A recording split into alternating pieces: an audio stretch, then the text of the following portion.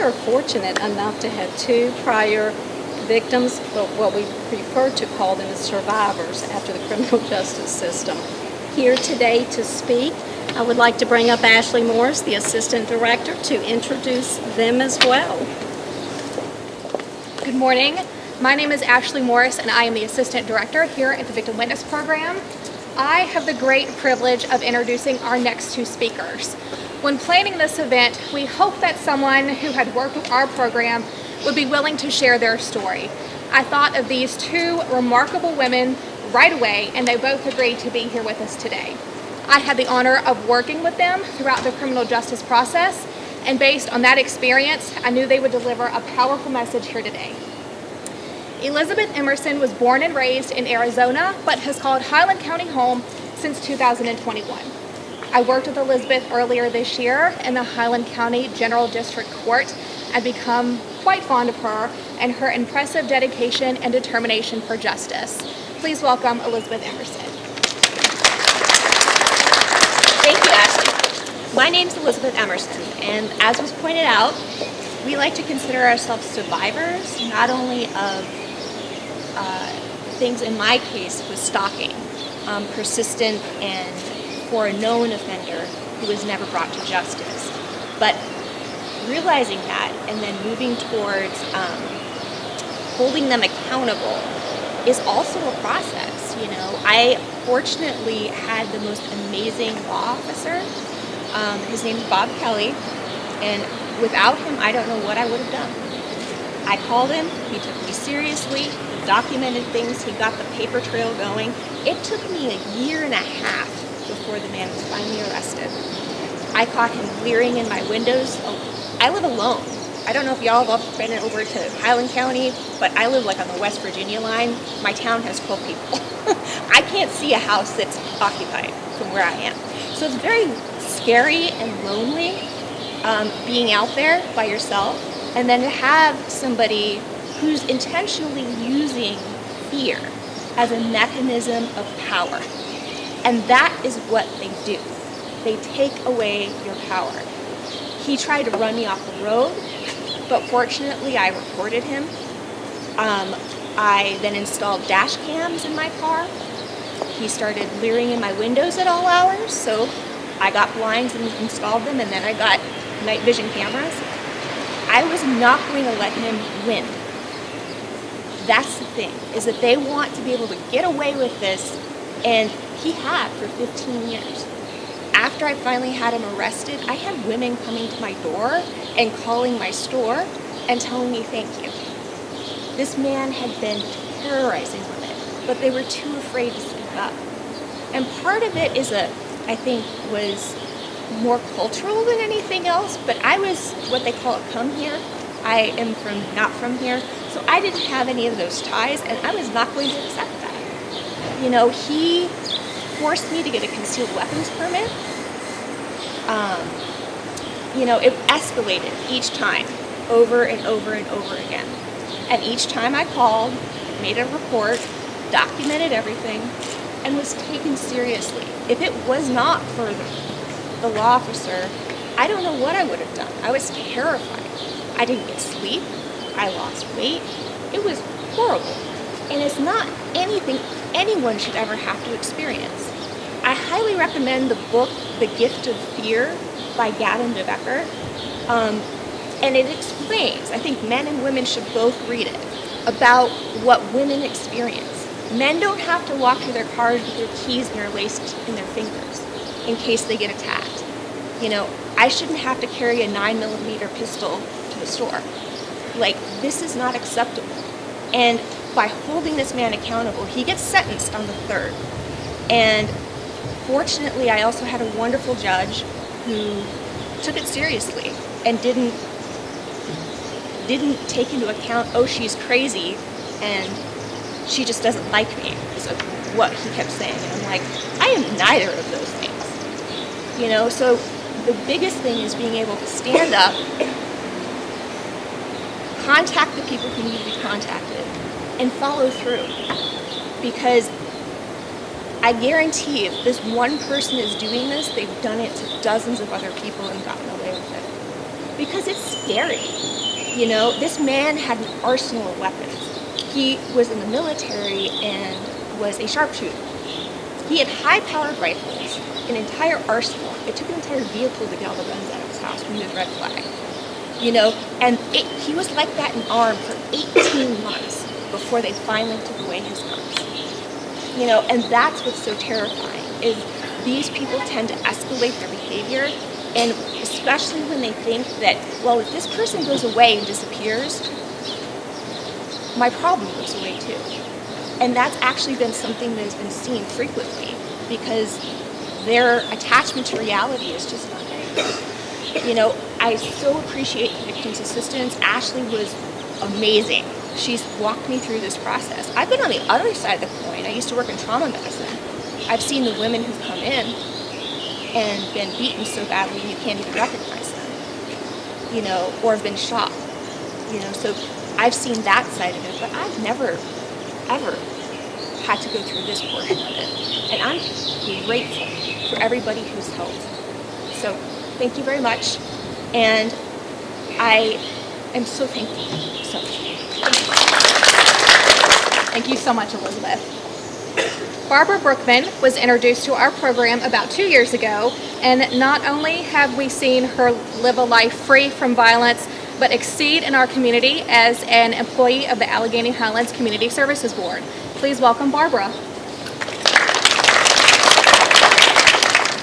I'm not good at doing this kind of stuff, so bear with me, please.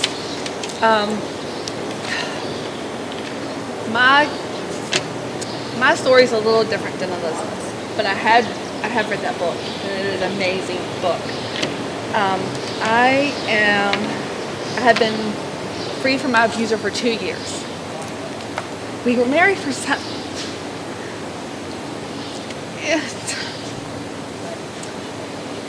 It was not love. He did not love us.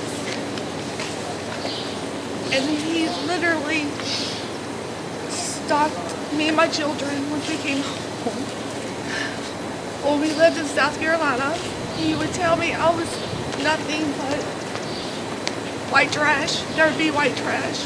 He took my self-esteem so low that I had nowhere to go. I didn't know what to do. No friends helped us. I had bruises all over me. My kids saw him hold a gun to my head twice.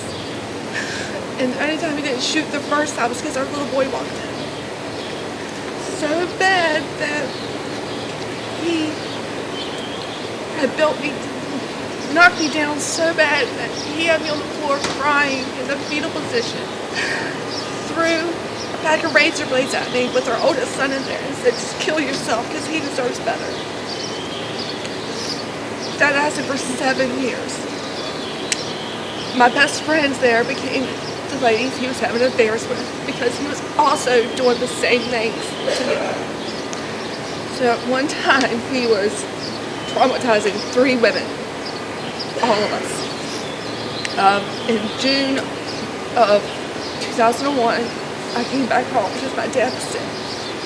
He passed in June. In July, the kids and I decided I needed to move home, be with my family. Stephen was fully aware that I was leaving him, the kids and I were coming home. He agreed upon it, and then he decided it was in our best interest that I not leave. And I better be there when he gets home.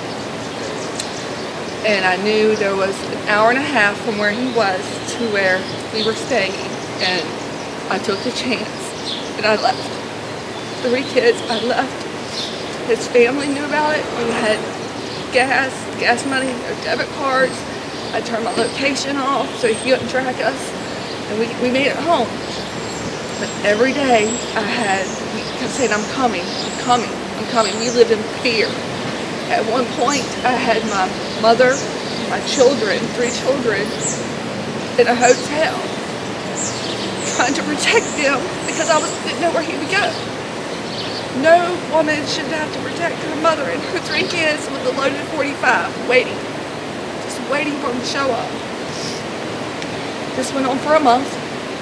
Got the kids in school, then all of a sudden, it was September, And my mom was driving down the road, and she called me and she said, he's here. He had finally made it here.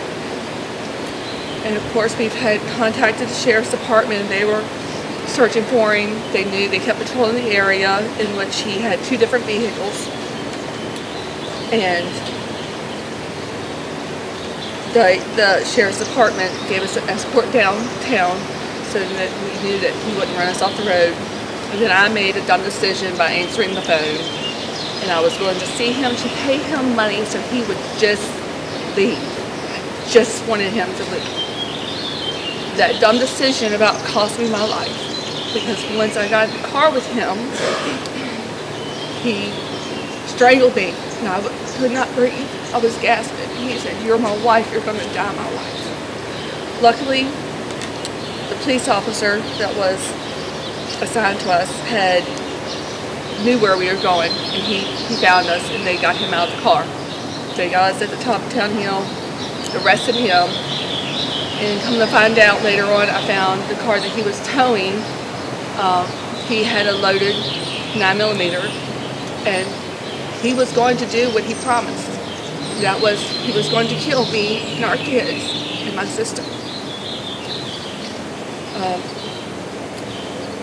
That's when I took my stand, and I got with Ashley and all the ladies at Victim Witnesses, and that's where I found my voice.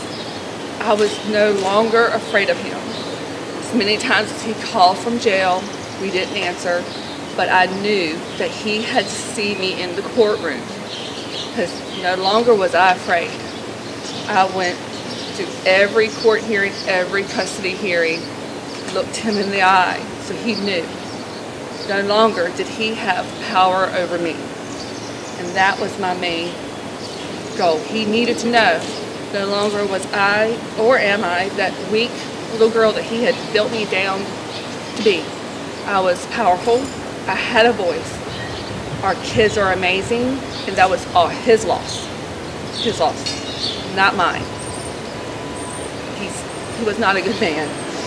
But if it wasn't for Victim Witnesses and still following with Ashley today, and them being with my scares that occasionally I think he might come. I get scared, I fear, because we have a protective order with our children. Any mom would. But then I realize I'm not afraid, because I am bigger than any weak man that's going to make his wife and children feel the way he did. I had this long thing wrote out. I completely went off track. But if you know anybody who's suffering, it's not okay. Love does not hurt. Talk to somebody. Get a plan. There's help. There's always help. You might not know who it is in the community, but they're there, and they will always be there. That's it. Sorry.